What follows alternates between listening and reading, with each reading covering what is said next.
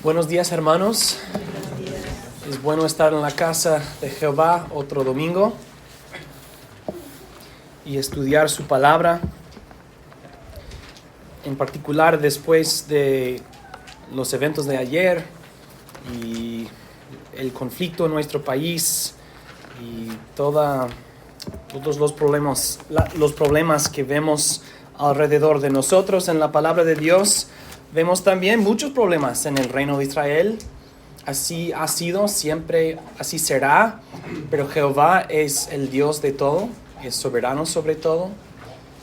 Y vamos a ver en 1 de Samuel 7 esta mañana que la manera para resolver los problemas es por el arrepentimiento. Y como nuestro hermano ha pedido, necesitamos que nuestra nación se arrepienta, que cambien su corazón. Obviamente el hombre no puede cambiar a su corazón, pero el hombre sí puede arrepentirse. Y eso es lo que Israel hizo en 1 de Samuel 7, y Dios los bendijo. Por 3 capítulos, Samuel ha sido ausente en las narrativas. Dios lo llamó, Dios lo estableció como profeta en Israel, pero por 3 capítulos no hemos oído nada de él. Y en 1 de Samuel 7, Samuel regresa a la narrativa. Y esto es la conclusión de la historia del arca y su regreso a Israel. Y vamos a ver que pasan 20 años en este capítulo. Leamos entonces el capítulo, 1 de Samuel 7, y luego pasaremos por los puntos del bosquejo. Y recuerden que el arca ha regresado de los filisteos a los israelitas y llegó a Bet-Semes, pero algunos de los hombres miraron el arca contra los mandamientos de Dios y Dios los mató. Y entonces enviaron el arca de Bet-Semes a ¿cómo se llama en español? A la otra ciudad de Israel, Kiriam. No recuerdo cómo es en español, pero vamos a leerlo. Lo que importa es que el arca ahora está en Israel. Y vamos a ver cómo termina o cómo concluye la historia. Aquí está el nombre. Primero de Samuel 7. Vinieron los de Kiriat Jearim y llevaron el arca de Jehová y la pusieron en casa de Abinadab, situada en el collado. Y santificaron a Eleazar su hijo para que guardase el arca de Jehová. Desde el día que llegó el arca a Kiriat Jearim pasaron muchos días, 20 años, y toda la casa de Israel lamentaba en pos de Jehová. Habló Samuel a toda la casa de Israel diciendo: si de todo vuestro corazón os volvéis a Jehová, quitad los dioses ajenos y a Astarot de entre vosotros, y preparad vuestro corazón a Jehová, y solo a él servid, y os librará de la mano de los filisteos. Entonces los hijos de Israel quitaron a los Baales y a Astarot, y sirvieron solo a Jehová. Y Samuel dijo: reunid a todo Israel en Mizpa, y yo oraré por vosotros a Jehová. Y se reunieron en Mizpa y sacaron agua, y la derramaron delante de Jehová, y ayunaron aquel día. Y dijeron allí: contra Jehová hemos pecado. Y juzgó Samuel a los hijos de Israel en Mizpa. Cuando oyeron los filisteos que los hijos de Israel estaban reunidos en Mizpa, subieron los príncipes de los filisteos contra Israel.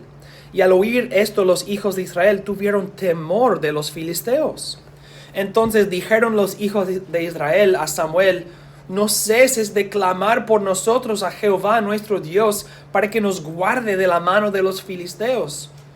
Y Samuel tomó un cordero de leche y lo sacrificó entero en holocausto a Jehová.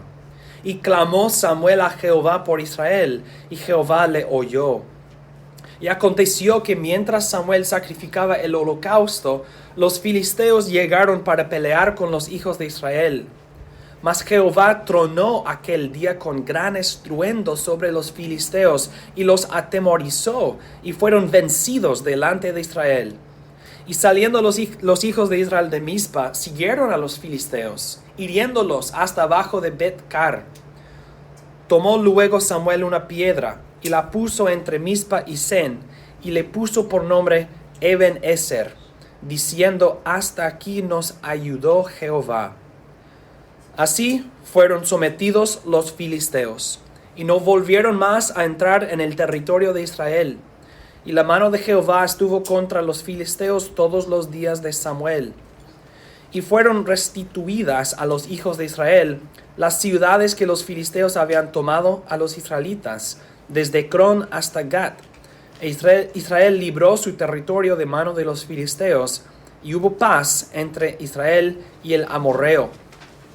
Y juzgó Samuel a Israel todo el tiempo que vivió, y todos los años iba y daba vuelta a Betel, a Gilgal y a Mizpa, y juzgaba a Israel en todos estos lugares.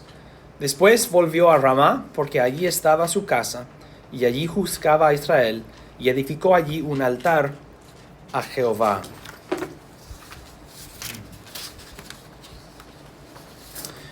Voy a explicar, como siempre, algunos detalles del texto y luego pasar por los puntos en el bosquejo.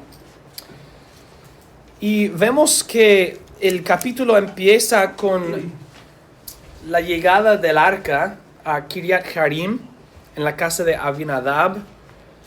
Y algunos de los detalles tienen sentido y otros no. Lo que tiene sentido es que ponen el arca en la casa de Abinadab en un collado, en un lugar alto. Pero lo que no tiene sentido es por qué no llevarlo a Silo, al tabernáculo. ¿Por qué es que no devolvieron el arca a su posición correcta, el tabernáculo? No sabemos. También santificaron a Eleazar, el hijo de Abinadab, para cuidar al arca. No sabemos, ¿era levita o no? ¿Fue bueno que hicieron esto? No está claro exactamente. ¿Debe el arca estar aquí? Parece que no sé. ¿Debe este hombre servir a Jehová cuidando al arca? Tampoco sabemos. Y 20 años pasan en un versículo. Y versículo 2 dice que toda la casa de Israel lamentaba en pos de Jehová. La pregunta es entonces, ¿lamentaban por 20 años o después de 20 años había un cambio en su corazón y empezaron a lamentar en pos de Jehová? Parece que nosotros debemos interpretar este versículo como después de 20 años, porque sabemos que esta generación era una generación apóstata, que no sirvieron a Dios, no creyeron en Dios, sirvieron a dioses ajenos, y después de 20 años del arca separado del tabernáculo, de hombres que no son levitas cuidando al arca, después de todo esto, después de las derrotas de Israel, después de todo este pecado y las muertes y todo, ahora lamentan, una nueva generación lamenta la condición de su país.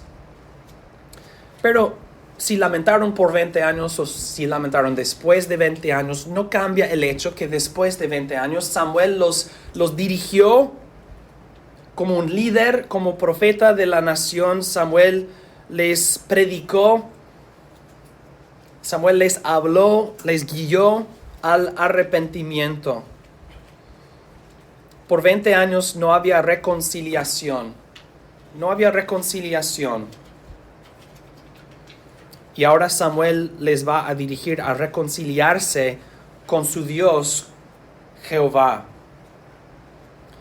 ¿Qué es el primer mandamiento de los 10 mandamientos? No tendréis dioses ajenos, aparte de mí. No tendrás a otros dioses.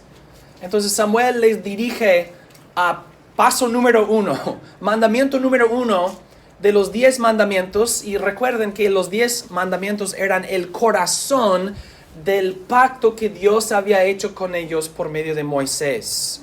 Dios había pactado con Israel sobre la base de ¿qué? Que yo soy tu Dios y que no tendrán dioses ajenos.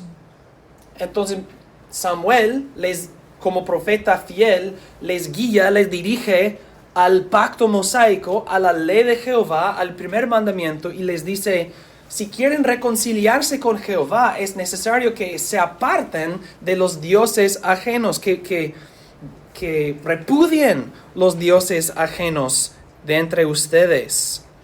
Y Baal y Astarot era la esposa de Baal según los cananitas y en su idolatría Baal el esposo, Astarot la esposa. Esos ídolos, esos dioses falsos y ajenos, Israel había abrazado a ellos, que es así quebrantan el pacto con Dios, y Samuel les dice, no, es necesario que renuncien y repudien a Baal y a Astarot y toda la adoración que se relaciona con ellos. Y Samuel les reúne a toda la nación en Mizpa, y parece que los filisteos interpretaron esta reunión como algo de... Los filisteos pensaron que Israel está organizándose para una guerra contra nosotros. ¿Por qué se reunirían si no por eso?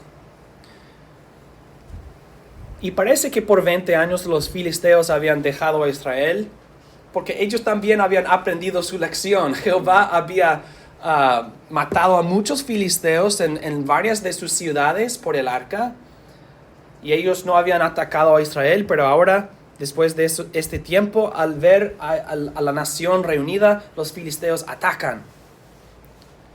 Pero Israel responde en una manera muy diferente en este capítulo en comparación con los capítulos anteriores. En 1 Samuel 4, el pueblo de Israel presume y dicen, ¿por qué no tomamos al arca y lo llevamos a la batalla?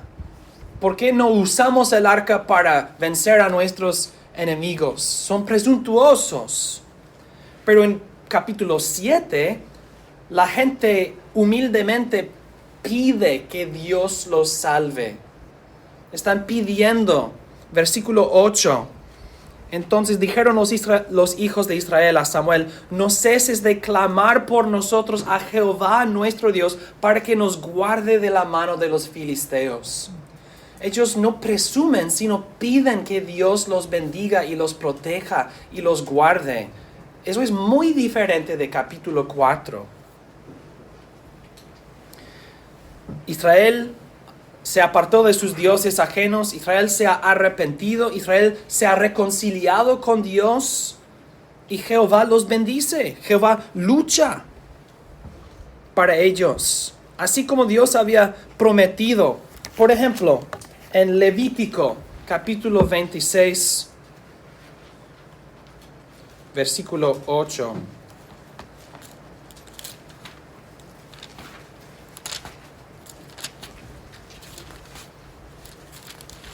Dios había prometido, 5 de vosotros perseguirán a 100, y 100 de vosotros perseguirán a 10,000, y vuestros enemigos caerán a filo de espada delante de vosotros.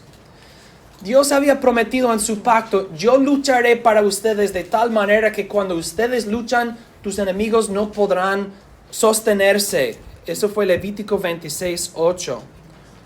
O también Deuteronomio 28. Versículo 7.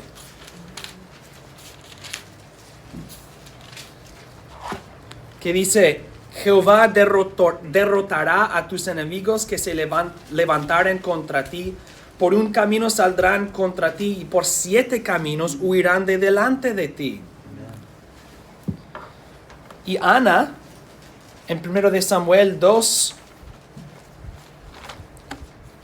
versículo 10, ella había dicho en su cántico, en el cántico de Ana, Delante de Jehová serán quebrantados sus adversarios, y sobre ellos tronará desde los cielos.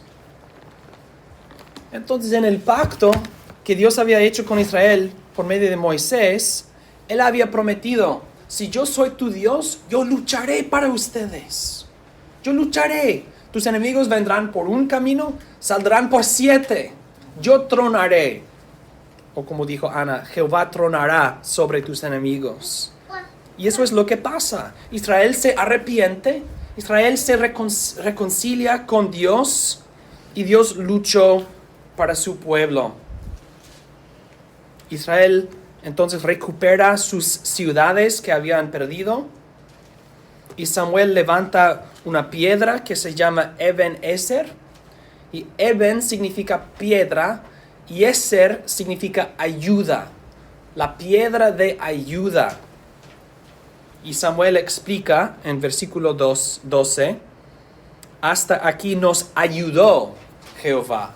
Esta piedra representa que hasta aquí Jehová nos ha ayudado. Esta piedra de ayuda, de auxilio. Ebenezer, la piedra de ayuda. Y entonces vemos este nombre en varios lugares en las Escrituras. Levantamos una piedra, Dios nos ha ayudado. Levantamos otra piedra, Dios nos ha ayudado. Entonces no piensen cuando leen este nombre que solo había un lugar con este nombre. Había algunos, por lo menos 2. Y la victoria que Dios les dio en la narrativa se describe como los filisteos ya no atacaron a Israel. Y sabemos que sí había batallas, sí había conflictos con los filisteos después de este evento, pero no fue como antes. Los filisteos no dominaron a los israelitas. Son el enemigo de Israel todavía, pero Israel está en una posición mejor. Y la narrativa concluye con una descripción del trabajo de Samuel. Él viajaba por Israel desde el norte hasta el sur, juzgando al pueblo, dándoles la palabra de Dios como profeta. Y recuerden que los profetas, su rol, su papel siempre fue reforzar y repetir el pacto que Dios había hecho. Los profetas no ofrecen su propio mensaje o sus propias palabras. Los profetas dicen: así ha dicho Jehová. Esto es el pacto de Jehová. Esto es la ley de Jehová. Ustedes deben vivir por la ley. Y Samuel los juzga según la ley y el pacto de Dios. Pero los que viajan mucho saben que no hay otro lugar como el hogar. Y Samuel regresa siempre a Ramá, su casa en Ramá, donde en capítulo 1 vimos que su papá y su mamá eran de Ramá. Allí nació. Él nació en Ramá y su familia vive allá, y él también. ¿Qué podemos aprender de este texto, hermanos? 5 puntos. 5 puntos en el bosquejo.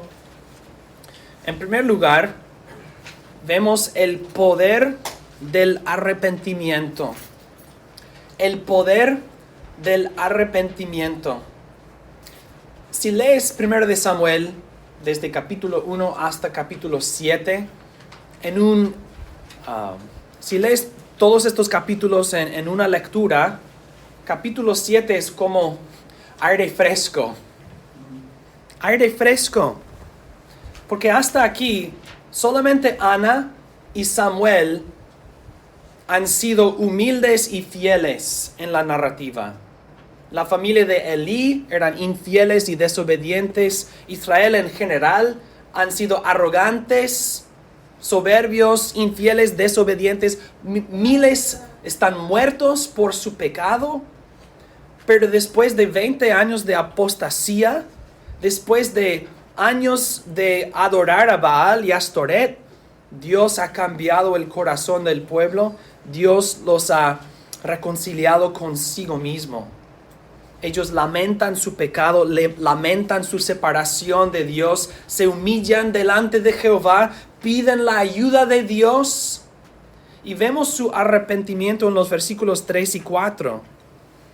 Y Samuel dijo a toda la casa de Israel: si de todo vuestro corazón os volvéis a Jehová, quitad los dioses ajenos y a Astarote entre vosotros, y preparad vuestro corazón a Jehová, y solo a él servid, y os librará de la mano de los filisteos. Entonces los hijos de Israel quitaron a los Baales y a Astarot, y sirvieron solo a Jehová. Ahora bien, hay un arrepentimiento que solamente tiene una superficie. Se ve como el arrepentimiento, pero no lo es.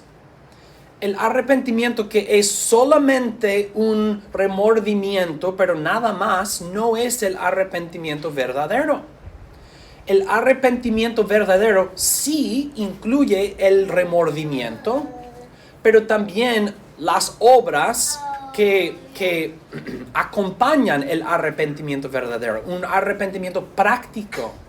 Y vemos las dos cosas en el caso de los israelitas. En sus corazones están lamentando. Ellos tienen el remordimiento que deben tener en este caso. Pero también en versículo 4, quitaron a los Baales y a Astarot. Hicieron las cosas necesarias, practicaron su arrepentimiento o pusieron en práctica su arrepentimiento. Samuel les exhorta: es necesario que regresen, que se vuelvan a Jehová con todo el corazón y que quiten de entre vosotros o de entre ustedes los dioses ajenos, el remordimiento y también las obras o la práctica. Israel lo hizo. Y Dios escuchó. Dios los oyó. Dios los perdonó. Y vemos también otras cosas que hicieron. Tomaron agua y lo derramaron. Y ayunaron. Para decir, el agua y la comida, estas cosas nos sostienen. Las necesitamos. Pero la verdad es que dependemos de Jehová sobre todo. Vamos a hacer estas cosas, vamos a negarnos a nosotros mismos cosas básicas, es decir, ayunar, no simplemente para afligirnos, sino para demostrar que dependemos de Jehová, confiamos en Jehová, somos contritos y humildes delante de Él. El arrepentimiento de los israelitas es maravilloso. Es por la gracia de Dios. Pero saben que más maravilloso que el arrepentimiento de Israel es cuán rápido e inmediatamente Dios los perdona. Dios los perdona. Podríamos decir fácilmente, rápidamente. Dios no los hace sentir, o cómo decirlo, Dios no dice más, y luego yo te perdonaré. No, se arrepienten y Dios los perdona. Así es nuestro Dios. ¿Saben por qué? Porque Dios no cambia. El Dios de este capítulo y estos versículos es el mismo Dios ayer, hoy y para siempre. Y es nuestro Dios. Entonces nosotros debemos recordarnos de que Dios nos ha prometido en el Nuevo Testamento, en 1 de Juan, capítulo 1, versículo 9, si confesamos nuestros pecados, Él es fiel y justo para perdonar nuestros pecados y limpiarnos de toda maldad. Dios nos perdona cuando nosotros nos arrepentimos. No con un arrepentimiento de la superficie que se ve como el arrepentimiento, pero no lo es, sino cuando con el corazón y con las obras, cuando somos penitentes y practicamos el arrepentimiento, Dios nos perdonará. Pero a veces entre los cristianos hay confusión acerca de esto, porque preguntamos o pensamos, ¿pero no somos ya perdonados en Cristo? ¿Cómo es que Dios nos perdona si somos perdonados una vez y para siempre en Cristo? Es una buena pregunta. y es necesario hacer una distinción. La verdad es que sí, somos los que creen en el Señor Jesucristo, son perdonados una vez y para siempre en su justificación. Somos justificados por la fe. Creemos en el Señor Jesucristo y su muerte, su sacrificio nos perdona. Y somos vestidos con la justicia de Jesús. Su obediencia perfecta nos es atribuida o imputada. Así es, una vez y para siempre, y esto no cambia. Entonces, entre nosotros y Dios como juez hay paz. Pero hay otro nivel que es no nosotros y Dios como nuestro juez, sino nosotros y Dios como nuestro Padre. Y en la corte del cielo no hay ninguna duda de que somos justificados en el Señor Jesucristo. Pero hay otra corte, la corte de mi conciencia aquí en la tierra. Y mi conciencia me acusa cuando peco. Yo siento en el corazón que yo he pecado. Y yo siento una separación entre mí y mi Padre celestial por mi pecado. Lo siento yo, en mi conciencia, en mi espíritu. Entonces, mi Padre celestial, yo debo confesar mi pecado a mi Padre celestial y pedir que me perdone. No que me perdone como juez del universo en el cielo, sino que me perdone como mi Padre. Para que yo pueda tener paz en mi conciencia y paz en mi relación con Él como mi Padre. El arrepentimiento que practicamos como cristianos es para refrescar la conciencia y la confianza que tenemos y la paz que tenemos con Dios como nuestro Padre. Y la verdad es que si no nos arrepentimos, no vamos a tener paz con nuestro Padre. El cristiano no puede vivir en pecado y sentir pacífico. El pecado, pues está bien. Yo peco. Entonces este punto se llama el poder del arrepentimiento. No para decir que nuestro arrepentimiento es poderoso, sino que Dios es poderoso para perdonarnos. El poder del arrepentimiento depende del que perdona. Y Dios perdona a todos los que se acercan a Él humildemente y piden que los perdone. La mayoría de nosotros somos padres, y cuando nuestros niños pecan contra nosotros o nos desobedecen, no dejan de ser nuestros niños, pero hay una separación o falta de reconciliación entre el padre y el niño hasta que el niño se arrepienta. Y cuando el niño se arrepiente, el padre no dice más. No, los perdonamos. Y Dios es mejor y mayor que cualquier padre humano, ¿no? Dios nos perdona. Entonces, cristiano, si estás en una situación en que se has desviado del camino que Dios te ha mandado, ¿cómo puedo regresar? ¿Qué puedo hacer? Arrepentirse. Con la confianza en Dios, que Él es poderoso y misericordioso.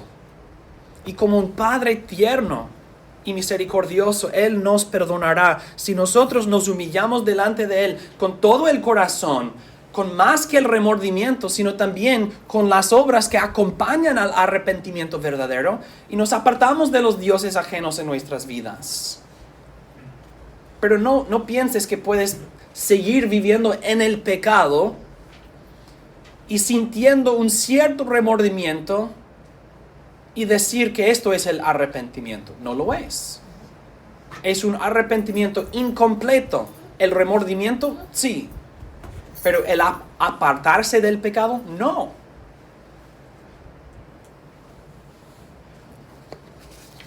Pero el motivo más fuerte para arrepentirse es el poder del perdón.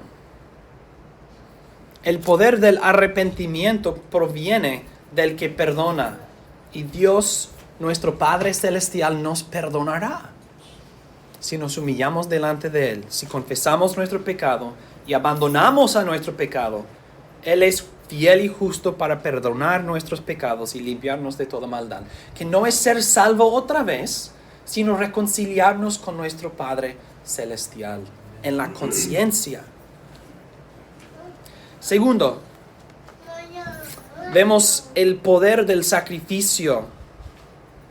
En este texto Samuel ofrece un cordero a Dios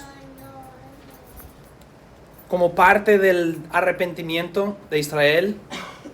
Y en el pacto antiguo, Dios había establecido un sistema de sacrificios, sabemos, por los cuales o por medio de los cuales los israelitas podrían reconciliarse con Dios.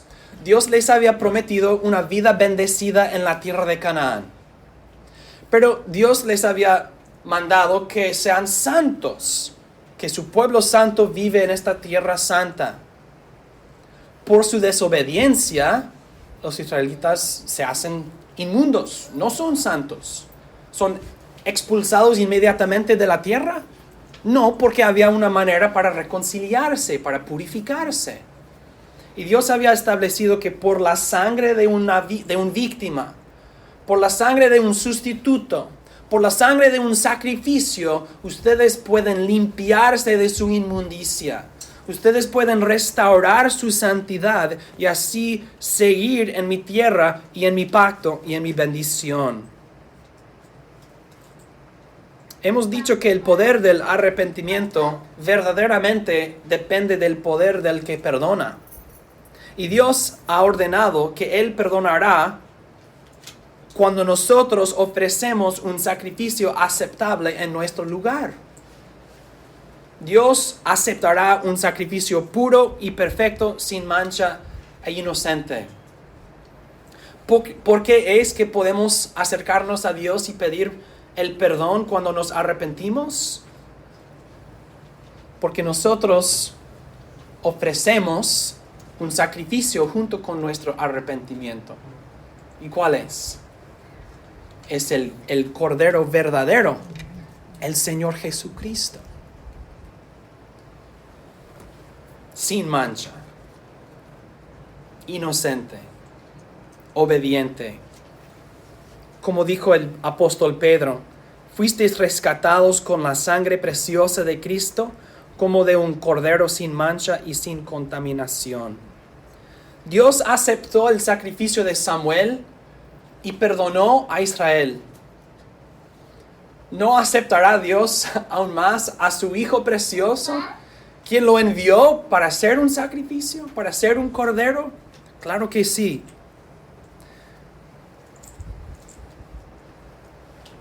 Si piensas de ti mismo, o si te imaginas a ti mismo sufriendo los tormentos del infierno y después en el lago de fuego, nosotros sentimos terror. Pero cuando nos recordamos de que no vamos a entrar en el juicio, porque Jesús nos ha adelantado, y Él ha ido en nuestro lugar, y Él ha sufrido en nuestro lugar. El poder del sacrificio reside en la perfección del víctima. El poder del sacrificio reside en la perfección del víctima. ¿Era perfecto el Señor Jesucristo? Claro que sí. Verdaderamente inocente, verdaderamente obediente. Entonces, una comparación. El antiguo pacto promete un perdón y una restauración por medio de la sangre de los animales. Te restaura a la tierra de Canaán. Purifica la carne, dice el autor a los Hebreos. El nuevo pacto tiene otro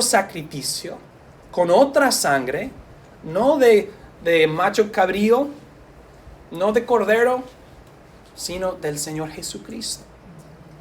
Y el perdón que se encuentra en este sacrificio del Señor Jesucristo es superior. Es un perdón, es una purificación que llega al interior. Purifica la conciencia, dicen las Escrituras.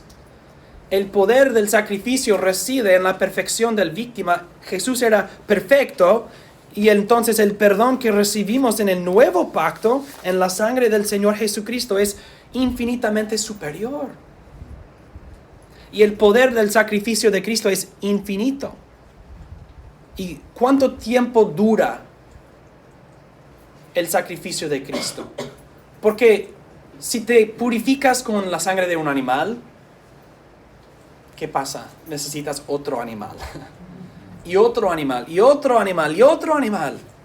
Pero si crees en el Señor Jesucristo y confías en su sacrificio, si la sangre de Jesús te limpia a ti, ¿necesitarás otro sacrificio después? No.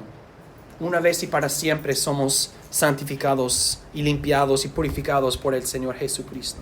Si tú crees en el Señor Jesucristo, su sacrificio es poderoso para salvarte al máximo. Número 3. El poder de la mediación. En este capítulo, el pueblo le pide a Samuel que él ore a Jehová.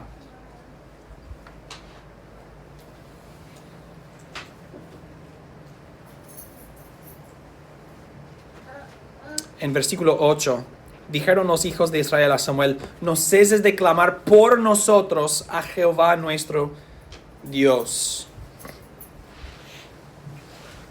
Hemos dicho que podemos arrepentirnos porque tenemos un sacrificio. Pero ¿cómo puedes ofrecer el sacrificio si no eres autorizado para hacerlo? Pues Dios proveyó no solamente el sistema de los sacrificios, sino también los levitas como mediadores y sacerdotes para interceder entre Dios y el pueblo. Y en versículo 9 Samuel ofrece el sacrificio y también Samuel ora a Dios. Clamó Samuel a Jehová por Israel y Jehová le oyó. Si Dios oirá a alguno y nosotros podemos orar por medio de aquel alguno, aquel alguien, entonces si es así, nosotros debemos regocijarnos en el poder de la mediación. Dios oirá a aquel, Dios oirá a este hombre, a esta persona. Pero el poder de la mediación depende del poder del mediador.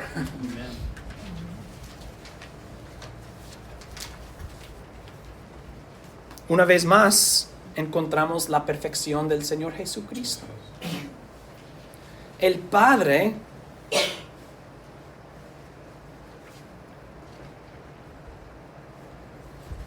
nuestro Padre está listo y dispuesto para oírnos a nosotros, porque Él está dispuesto y listo a oír su Hijo Jesucristo. Y nosotros siempre oramos por medio de nuestro mediador, Jesucristo.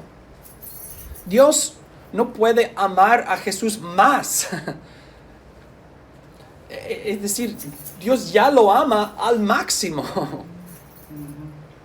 Jesús es el Hijo amado. El Hijo por su deidad, Hijo de Dios, Hijo de hombre por su encarnación, amado y aceptado eternamente. Y Jesús nos dijo que debemos acercarnos a Dios por medio de Él. El apóstol Juan nos dice que cuando pedimos algo en el nombre de Dios, conforme a la voluntad de Dios, Él nos oye. 1 de Juan 5, 14 al 15. Y esta es la confianza que tenemos en Él, que si pedimos alguna cosa conforme a su voluntad, Él nos oye. Y si sabemos que Él nos oye en cualquier cosa que pidamos, sabemos que tenemos las peticiones que le hayamos hecho. Jesús dijo, cualquier cosa que pidierais en mi nombre, la tendréis. Y vemos que es necesario pedir conforme a la voluntad de Dios, pero pedimos todo en el nombre del Señor Jesucristo, con la confianza que Él nos oye porque Dios lo ama. Le ama al Señor. Y si pensamos en los mediadores posibles en el mundo, no hay ninguno mayor o mejor que el Señor Jesucristo. Entre los católicos romanos, los curas los padres se consideran mediadores. Hay que confesar tus pecados a este hombre y él entonces te perdona, te absuelve. Pero si él, según ellos, si él es impío, no cuenta. Si él no oye, no cuenta. Es decir, las imperfecciones del mediador anulan el efecto que quieres obtener, tu perdón. Pero tenemos un mediador, el Señor Jesucristo. Y podemos acercarnos a Dios directamente por medio de Él. Gracias a Dios y gloria a Dios. No duden. Me oye Dios y esta es la confianza que tenemos en Él. Que si pedimos alguna cosa conforme a su voluntad, Él nos oye. Así es. Número 4. El poder de Dios. Hemos dicho que capítulo 7 es como aire fresco por el arrepentimiento de los israelitas, pero también por el poder de Dios para salvar a su pueblo. Hemos visto el poder de Dios para destruir a los filisteos y los israelitas impíos. Hemos visto el poder de Dios para matar, pero aquí vemos el poder de Dios para salvar. Y Dios es poderoso para salvarnos del pecado en el Señor Jesucristo y poderoso para salvarnos de nuestros enemigos. En versículo 10 describe la salvación de Dios para Israel. Mas Jehová tronó aquel día con gran estruendo sobre los filisteos y los atemorizó y fueron vencidos delante de Israel. Obviamente me gustaría tener más detalles de qué sucedió exactamente, pero está claro que Dios ha actuado milagrosamente para vencer a los enemigos de Israel. Y dijimos el domingo pasado que la derrota de Dagón en su propio templo debe movernos a la valentía, porque nosotros seguimos en pos del Señor Jesucristo, nuestro campeón. Otra vez, el poder de Dios debe movernos a la valentía para decir, nuestro Dios es poderoso, nuestro Dios es omnipotente, y cuando Dios actúa para salvar, no hay nadie que puede oponer o derrotar a Dios. No hay nadie que pueda hacer daño al pueblo de Dios si Dios dice, no, yo los he guardado, yo los he protegido.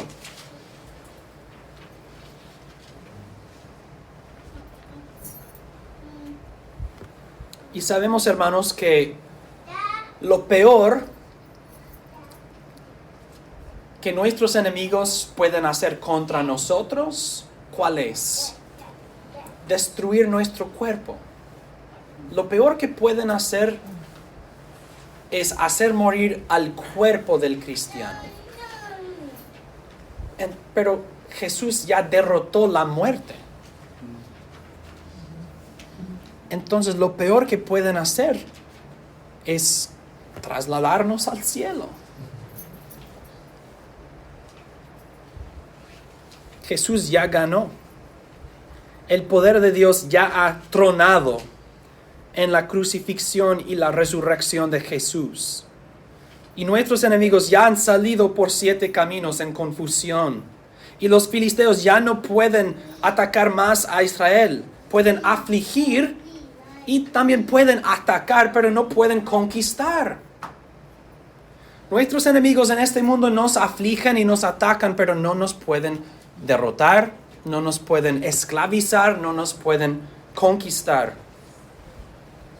El poder de Dios los ha dominado y no les permitirá cumplir sus propios propósitos en cualquier manera que interrumpa o impida los propósitos de Dios. Y Dios usará los propios consejos de los enemigos para vencer a los enemigos. A veces Dios permite que ellos cumplan algunos de sus propósitos de tal manera que esto al fin los vence, así como la crucifixión del Señor Jesús que mencionamos el domingo pasado. Jesús permitió que sus enemigos hagan todas estas cosas para entonces vencerlos. Entonces, aun cuando vemos ciertas victorias de nuestros enemigos, no tengan miedo. Dios usará estas también para vencer a nuestros enemigos. Nuestras victorias y las victorias de los enemigos, todo esto ayuda a bien. Combina, coopera para cumplir los propósitos de Dios. El poder de Dios no tiene rival.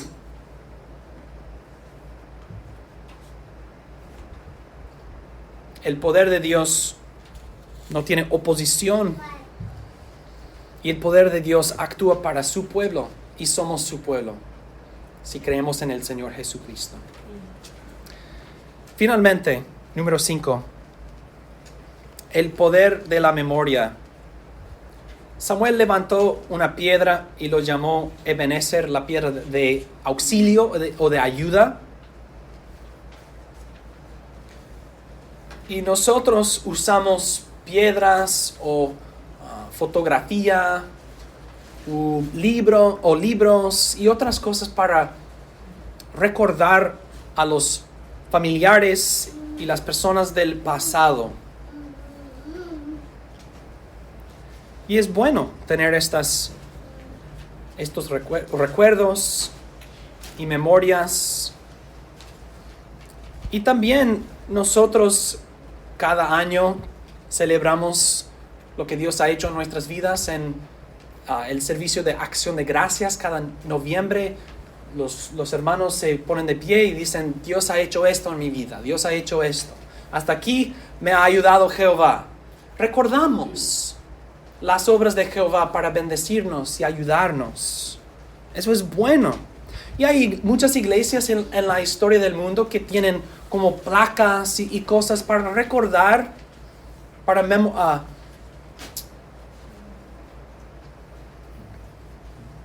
hacer una memoria de la bondad de Dios. Hay algunos miembros de nuestra iglesia que son como un Ebenezer viviente o vivo, como el hermano Brent, que por años ahora tiene otro corazón en su cuerpo, un corazón con el cual no nació. ¿Quién lo puede creer? Lo creemos porque lo vemos. ¿Sí? Dios era misericordioso para con nuestro hermano. Él es un Ebenezer vivo. Y el Señor Jesucristo estableció un Ebenezer repetitivo para nosotros, que es la cena del Señor. Samuel quería que los israelitas recuerden qué ha hecho Dios, porque nos olvidamos. Recuerden, cuando Israel salió de Egipto, wow, Dios hizo milagros y milagros para ellos. No mucho después están quejándose: queremos regresarnos a Egipto. Es fácil olvidarse. Pero Jesús dijo: yo sé cómo son ustedes. Yo sé cómo son. Entonces quiero que ustedes coman juntos cada domingo y haced esto en memoria de mí. Recuerden siempre lo que yo he hecho para ustedes, que yo he luchado para ustedes, que yo los he rescatado del infierno, de la condenación, de las tinieblas, del terror y los tormentos del lago de fuego. Yo los he librado de todo eso, los he perdonado, yo he vencido a la muerte, yo he resucitado de los muertos. Entonces la cena del Señor que hacemos en memoria de Jesucristo es otro Ebenezer. Hasta aquí nos ha ayudado Jehová, hasta aquí nos ha ayudado Jehová. Y saben que la cena del Señor nos recuerda del poder del arrepentimiento. Yo puedo arrepentirme a mi Dios porque Jesús murió y derramó su sangre. Nos recuerda del poder del sacrificio.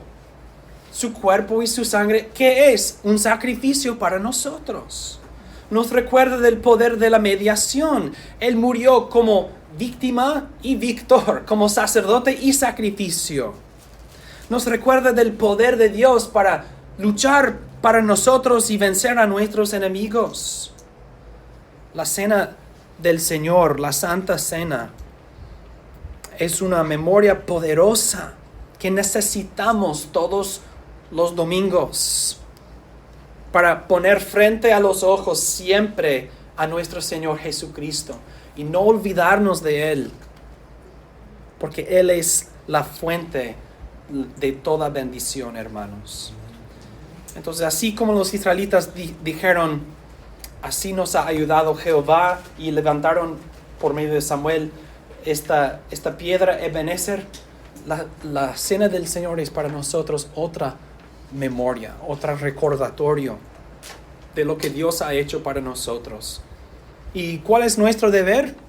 Recordar y también regocijarnos en lo que Jesús ha hecho. Gloria a Él. Amén. Oremos.